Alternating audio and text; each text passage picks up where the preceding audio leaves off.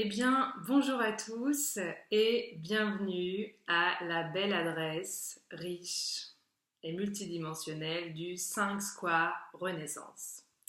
Alors, je vous avais préparé une vidéo, une visualisation, méditation du palais intérieur, et puis il se trouve que je ne suis pas très douée avec tout ce qui est informatique, donc la vidéo était relativement longue, elle faisait une trentaine de minutes et j'ai passé des heures et des heures à vouloir essayer de vous la transférer et puis il s'avère que bon, ça passe pas, euh, on peut pas la lire, donc du coup je recommence tout depuis le début. Alors quelque part c'est pas plus mal, je me suis dit bon, qu'est-ce que l'univers essaie de m'envoyer comme message, et puis je crois que j'ai compris, parce que je pense qu'il y avait quelque chose qui n'était pas très ajusté dans cette vidéo de 30 minutes. Alors, je m'explique, c'est-à-dire que c'est une visualisation, on est d'accord, et je vous donnais plein d'explications pendant un quart d'heure, au moins, avant de démarrer la visualisation. Et bon, quelque part, si vous voulez faire une visualisation, c'est pas pour m'entendre déblatérer pendant un quart d'heure, ça n'a pas tellement d'intérêt. Même si ce que je dis peut être intéressant, bien entendu, hein, j'ai pas dit le contraire. Mais je me suis dit, eh ben, écoute, Paloma, une idée comme ça, tu la prends ou tu la laisses, mais pourquoi pas, en fait, parler de cette visualisation pendant un quart d'heure, faire une vidéo, comme ça passe, et puis refaire une deuxième vidéo où cette fois-ci, il n'y a plus que la visualisation. Voilà, comme ça au moins vous êtes libre de regarder cette présentation, en fait, avec les explications que je peux donner sur cette visualisation, sur cette méditation du palais intérieur, et puis ensuite, eh ben, vous pouvez vous y mettre, quoi. Allez, on y va, après on est parti. Hein.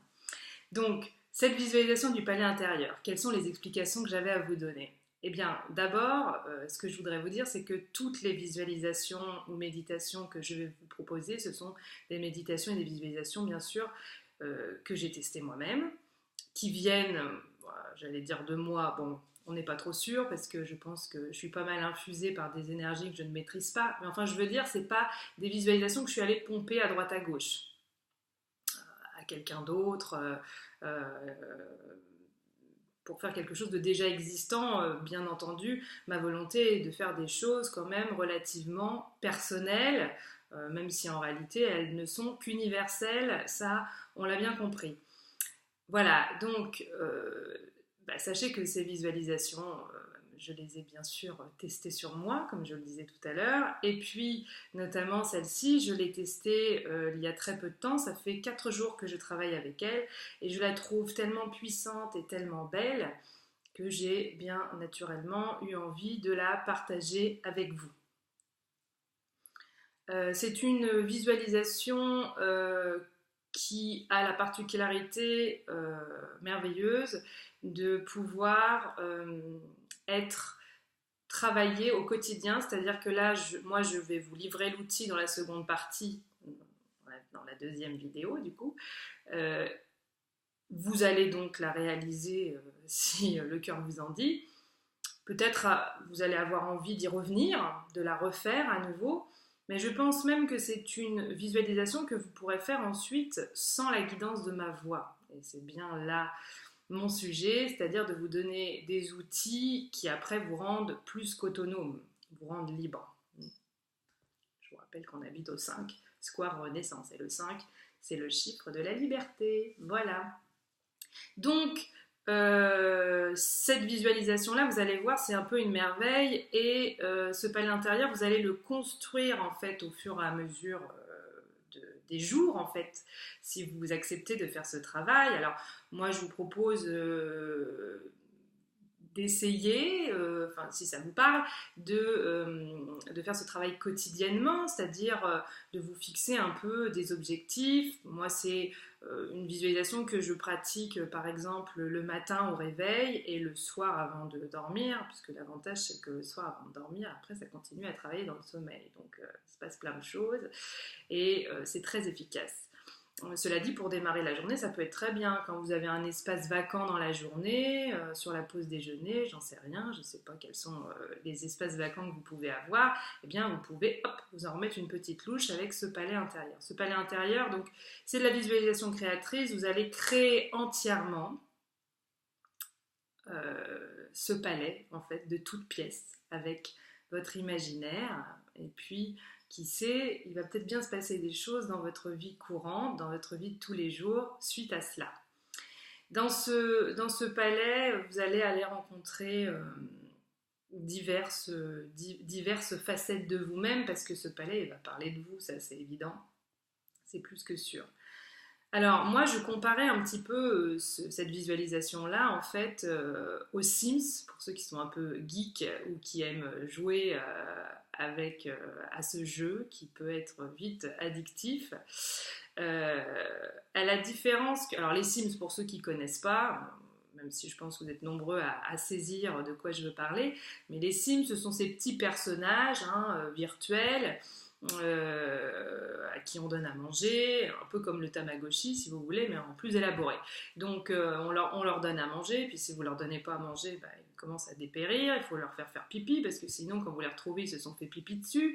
Voilà, c'est des petits bonshommes desquels vous vous occupez, vous faites des couples, ça peut faire des enfants éventuellement, vous faites des familles, vous les faites se rencontrer entre eux, vous leur construisez des maisons, vous leur construisez des complexes hôteliers, des villes, des cités, des complexes commerciaux, des discothèques, et puis vous remplissez leur maison de tout un tas de fatras, exactement comme on le ferait dans la vie courante. Mais voilà, donc, bon, voilà, c'est un jeu où on se prend un peu pour Dieu finalement. C'est un peu un jeu mégalo, mais bon, hein, il faut bien que jeunesse se passe. On a tous eu des périodes comme ça et on en a tous encore. Et Dieu merci, on n'est pas parfait, où on a besoin comme ça, voilà, de se croire tout puissant. Et là, quelque part, c'est une façon de se croire tout puissant. On a un monde qui nous appartient.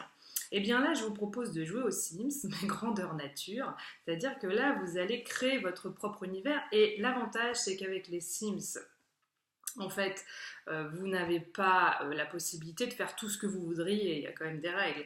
C'est-à-dire que vous avez le choix entre telle discothèque ou telle autre.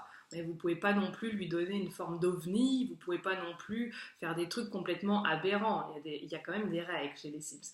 Et ben là, il n'y en a pas de règles. C'est-à-dire que vous sautez par-dessus tous les obstacles et toutes les barrières et vous créez vos propres règles pour créer votre palais intérieur. Alors ça, c'est quand même super intéressant.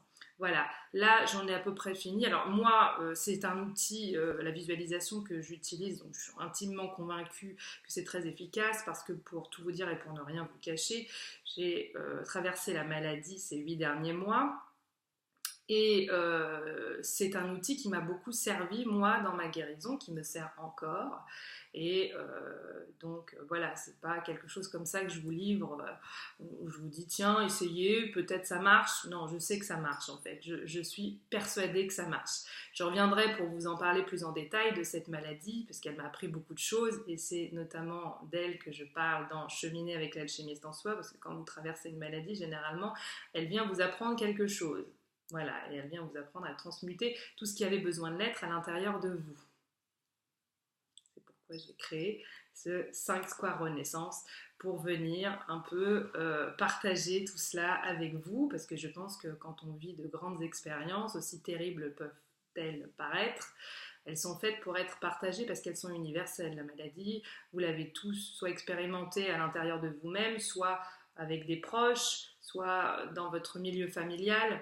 Tôt ou tard, on est confronté à la maladie, ça c'est une certitude, c'est inhérent à l'être humain. Je veux dire, l'être humain, il a la possibilité d'être malade et son corps vient forcément lui dire quelque chose. Alors voilà, donc maintenant que j'ai présenté succinctement ou pas cette visualisation, je vous invite à éventuellement la faire en musique, donc à choisir une musique qui vous parle, qui vous connecte avec les profondeurs de votre palais intérieur, Donc ça peut être n'importe quelle musique, ne vous sentez absolument pas obligé d'aller choisir des musiques avec des clochettes tibétaines ou avec des bruits de cascade. Vous pouvez tout à fait choisir une musique qui envoie, une musique pop, une musique rock, une musique électronique, une musique du monde. Si votre palais est un peu salsa, eh bien vous pouvez faire votre visualisation sur de la salsa. Je vous invite vraiment à être créatif, à vous laisser vraiment, à vous lâcher. Voilà. Toute la vie, toute la journée, on est là, on reste comme ça, on essaye de maîtriser les choses. Voilà, ne maîtrisez plus rien, soyez certain que tout sera parfait. Alors, une fois que vous avez choisi cette petite musique, eh bien, vous la lancez, vous vous mettez dans un espace qui soit cocon pour vous, loin du bruit, loin du monde extérieur, loin des enfants qui vont venir vous déranger toutes les 5 minutes, ou loin du compagnon, de la compagne, ou de toute personne qui serait susceptible de vivre auprès de vous et qui aurait besoin de vos conseils avisés. Là, vous dites « je ne suis plus là pour personne » et vous vous occupez entièrement de vous. Voilà, et donc pour ce faire, je vous invite vraiment à être dans les meilleures conditions possibles, parce qu'il n'y a rien de pire que de faire une méditation ou une visualisation dans des conditions qui ne soient pas idéales, selon moi.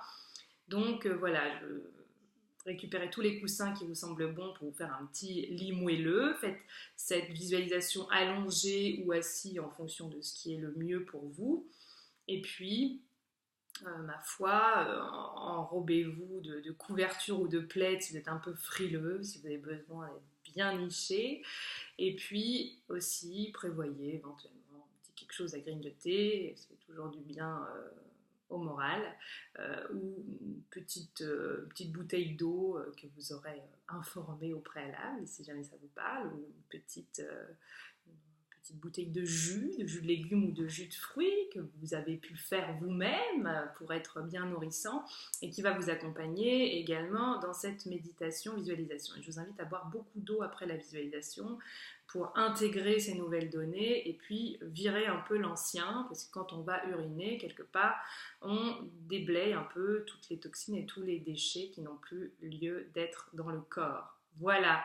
Et puis, ma foi, une fois que tout ça est fait, vous êtes prêt et paré pour cette méditation. Il ne reste plus qu'à attacher votre ceinture. Je vous dis à tout de suite, puisque je vous retrouve dans un instant, après une pause de pub, si vous le permettez, ou une pause pipi, au choix, pour la visualisation du palais intérieur. À tout de suite.